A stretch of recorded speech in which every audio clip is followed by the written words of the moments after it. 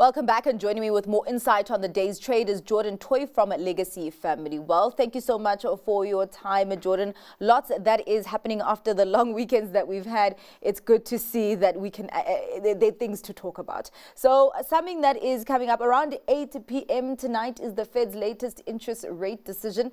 What are your expectations there? And also really Jerome Powell's tone amid everything that's going on in the global economic landscape. So I was having a look at Fed funds futures rates earlier, which is basically a mechanism to look at probabilities or what the market thinks the probability is of a cut or a hold. And I mean, I think when I last looked, it's about 99% that there won't be a cut today. We'll see if that's the case. That's not necessarily an absolute or accurate measure, but I think one that provides a good indication of what the market thinks. And largely, that's my view as well. I think the Fed's in a position, right, that the labor market's still holding up. Yes. Okay, despite the recent sort of GDP growth figure we've seen out of the US, the labor market and growth largely are intact, and inflation is still somewhat above target. So when we look at those two factors, I think Jerome Powell's largely going to sit and say that there's no need to cut as of yet. And considering the uncertainty, I mean, tariffs have been well covered, and I think the uncertainty that that causes and the potential impact on inflation, whether it's once-off or somewhat longer lasting, is going to weigh on that. And I think that's pretty much what he's going to probably talk to in the press conference. With these kind of situations where, you know, the outcome is largely priced in, I think a lot of the focus does shift to that press conference. So we'll have to look quite closely if there's anything new that comes out of what he says there, but largely that's what we're expecting. Well, if the Fed does indeed hold, I'm going to need someone to take away Donald Trump's phone away from him, because we know how he gets with his Truth social media, and he has been calling for cuts there. So I just hope for peace. I hope for peace. Talking about peace, China and the US are trying to work out some sort of deal. And while we're relaxing this coming weekend, they'll be talking business. Talk to me about that. Yes, so Scott Bessent's going to be going to Switzerland to meet with the team from China to have at least a discussion, which I think we've seen it in the markets when that news came out as a bit of a sigh of relief. I'm not holding my breath because I'm sure there's potentially some bad news coming down the line in that respect as well. But it is positive to see that we're now looking at having discussions. There's nothing concrete that's likely to come out of this, but it's at least a step in the right direction, because up until this point, I think they were both China and the US were sitting on either side of the fence going, well, we're not going to be the first to ask for negotiations. And I think when it comes to politics, there's a lot of sort of optics and sort of the power dynamics involved. So it's good to see that they're at least willing to have a discussion so that we can talk, or that they can talk towards hopefully reducing those tariffs. At least they're coming to the table, but each of them is going to be asking the other one, what are you bringing to the table? So we're going to be hearing all about that on Monday. Talking about China, they actually came out with more stimulus measures. How is the market reading that? I think something positive, definitely a move in the right direction, but again, nothing overwhelming, right? I don't think the market went, wow, this is like a huge amount of stimulus that's going to have a drastic impact. It's quite a minor cut to sort of the lending rates, as well as the reserve requirements, some other changes as well, but it's sort of in line with what we've seen from them largely over the past. Sort of no drastic moves, sort of gradual adjustments as we go. I don't think it's necessarily going to have a massive impact.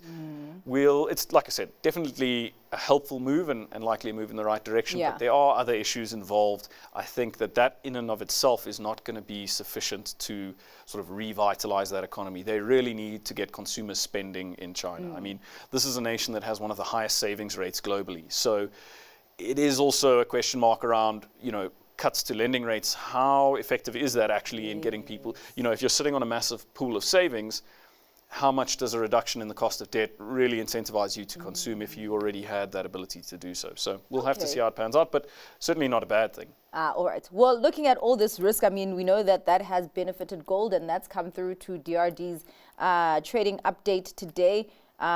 We did see that gold price rising significantly by double digits, but actually their production not doing well. We did see declines there, but also in turn, cost rises. What's going on there?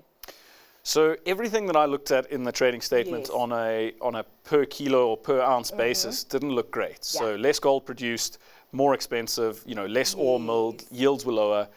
To be fair to DRD, they talked about wet conditions reducing the amount of sort of ore that they could mill, et cetera, et cetera. So obviously benefiting from the gold price, but naturally there's less gold produced. So sort of not great on that in that regard, but the gold price has largely sort of carried them through this. They're still printing cash. Exactly. The gold price is kind of papering over a lot of those sort of drops in production. There weren't major moves, but in that respect, the gold prices, and for most of our gold miners, has kind of carried them through a lot of this period. All right. Well, talking about printing cash, let's talk about a bank, Absa, the chairperson stepping down. And I guess maybe for another company, this wouldn't be big news, but we know the leadership struggles that Absa has had over the last couple of years. Does this new phase of leadership maybe speak to the kind of repositioning that Absa is embarking on at this point? I think so. You mentioned already, I was going to talk to it as well, the sort of the changes in leadership we've seen, in the CEO position. There's been quite a number of different CEOs and interim CEOs in the recent past. So somewhat concerning that, at the top level, the chairperson is sort of the top end of governance in that organization, that there's a change happening there. Fortunately, Mr. Rene van Wyk, who's coming in to fill that position rather, has been at Absa for a long time. He was interim CEO in the past. He's been on and off the board. So that institutional knowledge will hopefully largely be preserved. This is not, someone new to the organization. It's someone who's familiar with Absa itself. Also, he brings quite a lot of experience. I mean, he's already on the board, but brings that experience of working at the SARB in banking supervision. He's worked for many, many years at Nedbank in the past. So I think all in all, there's still that continuity at that level. He's a banking man. Certainly, yes. Banking experience is key. So I think from that regard, in that respect, somewhat reasonable appointment, also an internal appointment. So. All right. Well, let us get to your stock pick for today. What are you choosing? So last time I was here, I spoke about Spotify. So I thought this time I'd talk to another option in the sort of music streaming space, being Tencent Music, and one that I've been looking at a little bit more in detail recently, considering tariffs, right? So Tencent Music is a slightly different animal to Spotify. It has similar subscriber numbers. So Spotify is the biggest in terms of monthly active users globally at around 600 plus million.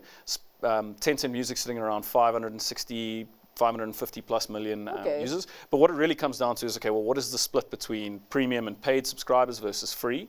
Whereas Spotify has quite a high percentage of paid subscribers, Tencent Music slightly lower. What was interesting to me is Tencent Music is largely a Chinese-based organization, right? So they've got a number of different apps, but it's all pretty much in that music streaming space. So an interesting one in the sense of, 90+% of their revenue is coming from within China. So arguably a Chinese company that's potentially less impacted by tariffs. But the broader economic picture in China is still going to have an impact, right? So revenues are coming from China.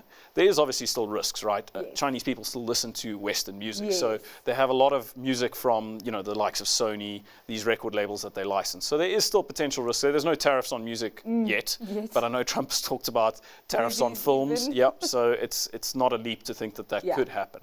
But quite an interesting company. One last point I wanted to mention on it is, where they differ quite significantly is a lot of their revenue comes from sort of different types of services within the business. So karaoke is an example, and sort of paid gifting, and quite a unique model compared to the likes of, say, a Spotify, which is something that most Western type investors are familiar with. So interesting. I think a company that's less well known, but a behemoth, right? It's got a huge amount of monthly active users. So if you're looking at the music streaming space, certainly one to consider. And quite creative in terms of their monetization effort. Yes. Well, thank you so much for your time and for your insights there, Jordan. That was Jordan Toy from Legacy Family Wealth.